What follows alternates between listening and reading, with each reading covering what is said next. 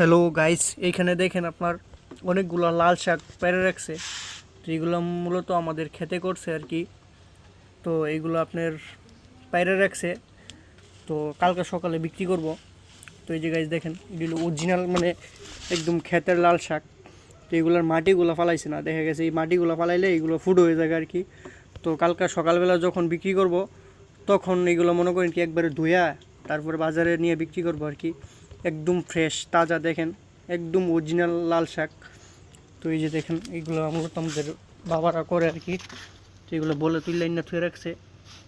তো সকালে আবার কিছু তুলবো, তো তুললে এগুলো আবার ধুয়ে দিব আর কি। তো এখানে দেখেন একদম তাজা লাল শাক। তো পাতাগুলো আরও লাল তো এখন আর আগের মতো এত লাল হয় না আর কি। তো এই যে দেখেন, তো এগুলো শাক খাইলে শরীরের জন্য খুবই ভালো। তো আপনারা শাক বেশি করে খাইবেন।